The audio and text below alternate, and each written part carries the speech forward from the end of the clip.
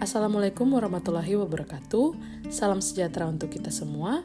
Perkenalkan, saya Aswil Yuliana Kayadu, peserta Latsar CPNS Mahkamah Agung RI tahun 2024. Pada saat ini saya akan memaparkan video resume substansi adaptif dan kolaboratif berakhlak. Pendahuluan.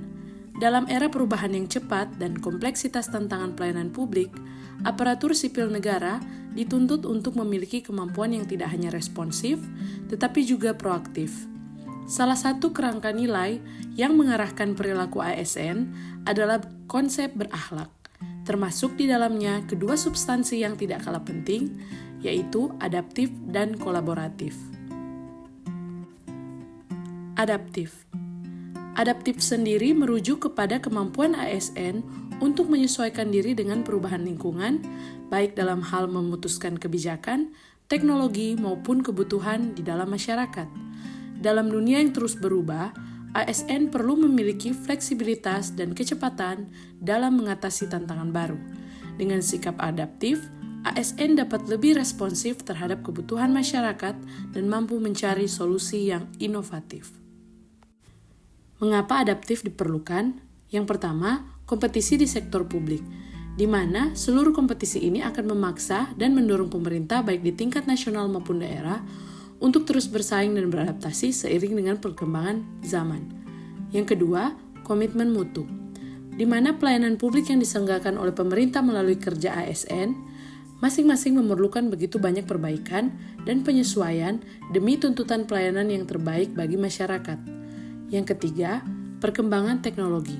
Bahwa tidak bisa dapat dipungkiri, teknologi menjadi salah satu pendorong perubahan terpenting yang mengubah cara kerja birokrasi serta sektor bisnis.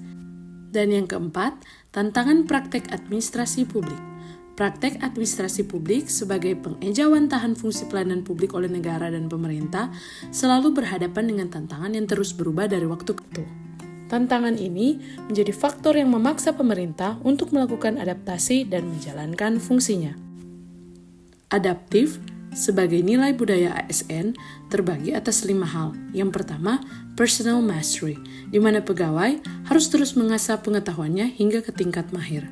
Yang kedua, shared vision, di mana pegawai harus terus berkomunikasi hingga memiliki persepsi yang sama atau gelombang yang sama terhadap suatu visi atau cita-cita yang akan dicapai bersama. Yang ketiga, mental model, di mana pegawai memiliki mental model yang mencerminkan realitas yang organisasi ingin wujudkan. Yang keempat, team learning. Pegawai perlu selalu sinergis dalam melaksanakan kegiatan-kegiatan untuk mewujudkan visinya. Dan yang kelima, system thinking, di mana pegawai harus selalu berpikir sistemik, tidak menggunakan kacamata kuda atau bermental silo. Perilaku adaptif. Perilaku adaptif merupakan tuntutan yang harus dipenuhi dalam mencapai tujuan baik individu maupun organisasi dalam situasi apapun. Salah satu tantangan membangun atau mewujudkan individual dan organisasi adaptif tersebut adalah situasi VUCA, volatility, uncertainty, complexity, and ambiguity. Hadapi volatility dengan vision, hadapi uncertainty dengan understanding, hadapi complexity dengan clarity, dan hadapi ambiguity dengan agility. Kolaboratif. Kolaboratif mencerminkan pentingnya kerjasama antar berbagai pihak, baik di internal instansi maupun dengan masyarakat. ASN yang kolaboratif mampu bekerja dalam tim, berbagi pengetahuan, dan membangun sinergi dengan berbagai stakeholders. Kerjasama ini tidak hanya meningkatkan efisiensi, tetapi juga memperkuat transparansi dan akuntabilitas dalam pelayanan publik. Kolaborasi pemerintahan atau collaborative governance.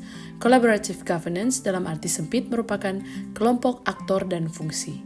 Ansel and Gash menyatakan bahwa collaborative governance mencakup kemitraan institusi pemerintah untuk pelayanan publik.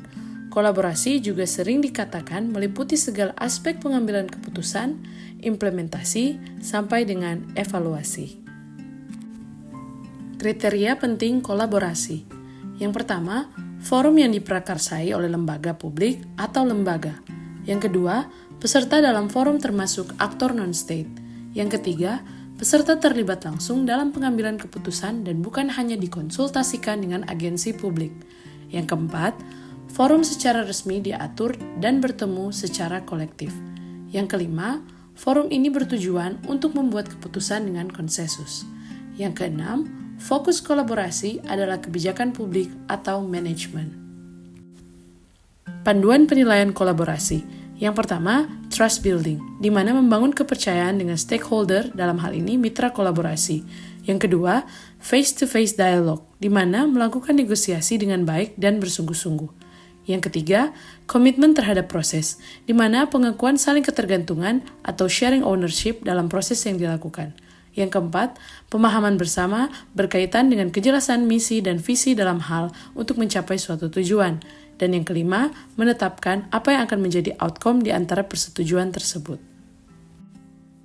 Demikian pemaparan video resume substansi adaptif dan kolaboratif. Atas perhatiannya diucapkan banyak terima kasih dan sampai bertemu di video selanjutnya.